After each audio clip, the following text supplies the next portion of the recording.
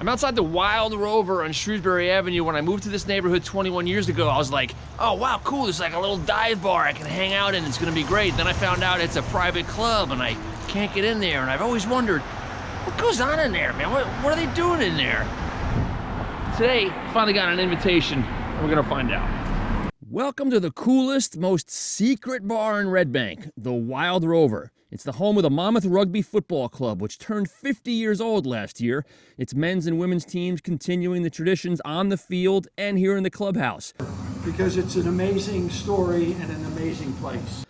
Monmouth is one of only 3 rugby clubs in the U.S. to even have their own clubhouse. That makes this place feel like something you're more likely to see in New Zealand or the U.K. So, Ann Barford is our only USA rugby player that played on the international women's team, USA Rugby. And then that's Mike's jersey, who's right over there. You talk to him later. That's his jersey from when he played for the Eagles. And so, pretty proud of that, to have 2 US Eagles from our club. This night is Legacy Night, when the older members of the club take the younger players out to dinner, then go back to the club to bond over stories and a video history of the club. That former U.S. national player whose jersey is on the wall, Mike Liskovitz, he's telling the youngsters this is all about more than just successes on the field. They don't own their jerseys. They're just people in the jersey for a period of time.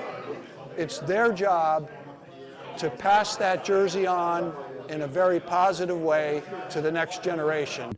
It's also a night for some stories, delivered in person and in that video, that are even more colorful than the club's 1970s uniforms. Like the one about how the club started as a semi-questionably legit club sport at Brookdale Community College. They didn't know the terms of the game. They didn't know the rules of the game. They didn't know the strategy of the game. And how the women's teams formed, breaking down barriers in the sport. But we worked out with men, and we came in, and the men were so supportive. We would drill, we would run. But what was amazing about Monmouth is that we were one club. It was Monmouth women and Monmouth A, B, C, sometimes D. And we were one club, and we worked out together. And when we were doing ball drills, it was guys that were like teaching us. Then there's a story about how the club was able to buy this old neighborhood pub only because of some pretty crazy circumstances. And of course, what we could afford was nothing, and they laughed in our face, and no rugby club.